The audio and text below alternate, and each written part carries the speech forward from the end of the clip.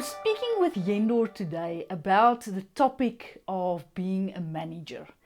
And Yendor, for me, being a manager was always very difficult. And frankly, I don't think I was very good at it. Right. So how did you experience it? Yeah, not much different to what your experience. I've always felt management is a bit like pushing a rock up a hill every single day. It's hard work. And a lot of the managers that we work with have similar experiences. Why do you think it's such hard work? I think because management demands a lot from you. In other words, it asks you to know yourself and know others and put the two together. And that's not always easy. What I found was that people expected a lot of things from me, and I didn't always know what the expectations was, and I struggled with that. Right, and myself as well. I think that whilst I've got a clear view in my mind what I thought I brought to the leadership agenda, it was not always clear what others needed from me. What really helped me was to understand my talents and strengths in more detail.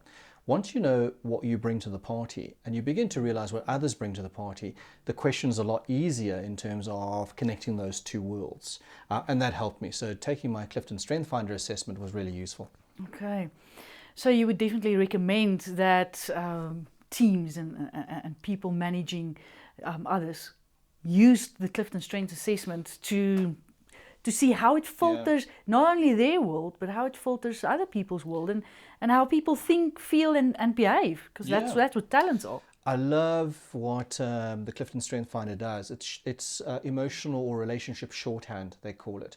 And for people like myself who are very strong in execution and strategic, understanding what the relationship and influencing requirements are for my team and people that I work with was very valuable. So absolutely, to get that relationship shorthand, fantastic. You know, now I've heard you a couple of times saying, please, Magriet, you need to tell me what you're thinking. You need to tell me how you feel, because I'm not a mind reader. Does knowing other people's strengths help with that? No, absolutely. You know, it's not like I don't feel what I don't think or I don't have empathy. It's just when I work with others, I often forget that they need more from me than perhaps I think. And in that sense, knowing what they need, it becomes material. It's not that I don't want to ignore them or we don't want to work with them in that way, but having those clues becomes valuable. Now, Yendor, there's a new workforce coming in. Yep. It's called the millennials. Yeah, not grey-haired people like myself. Yes, And in the teamwork that we've done, there's we've realized that there's a definite generational gap between the grey-haired, the early 40s like me, and the young millennials. And that they want feedback, and we're not always certain how to land that feedback. How important is feedback to millennials? Well, before I even get there, I mean, some of the research gives us really some good indications in the space. One is about 70% of the variance in employee engagement scores is made up by what managers do. So in other words, if the manager is off pace or is negative, the employees are going to be negative, and that impacts the organization. The second thing is that about 50% of our workforces are now millennial, and increasingly that's going to be the case. Millennials cannot be led in the same way that perhaps historically we've been led, the traditional idea of there's a boss or a manager per se. And so what millennials really require from us is to recognize that they are unique individuals. To come with processes that are flexible and adaptable that work for them, and importantly being able to give ongoing feedback that is meaningful. In other words, meaningful to them, not I'm the boss, therefore you will listen to me, and so I talk. That's changed, and that's been quite a significant change. So it sounds almost to me like the feedback needs to be more positive, in a sense. Well, it's interesting. There are a couple of ways of thinking about it. One is that managers really have to reach out and build trust with these individuals. Trust which will be determined from their perspective, not necessarily our perspective. The way to do that is to focus on what people bring to the party, their contribution, what they potentially could be great at. We know the research indicates that if you focus on weaknesses only or weakness fixing, it doesn't give you exponential performance. But if you work with potential, it does. So that positive in your sense.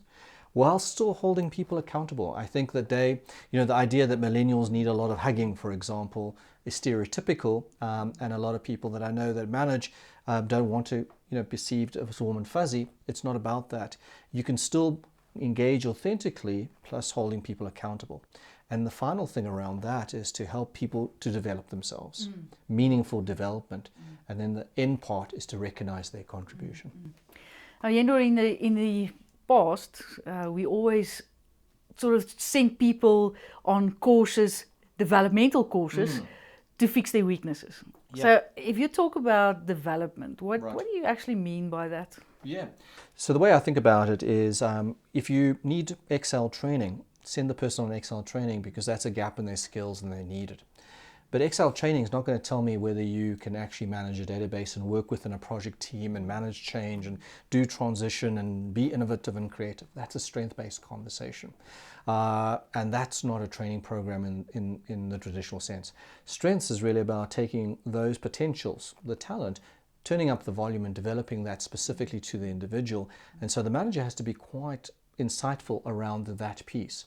And the example I always use is if we asked Roger Federer to be a rocket scientist and not a tennis player, he may not be as successful as he is in the current tennis world.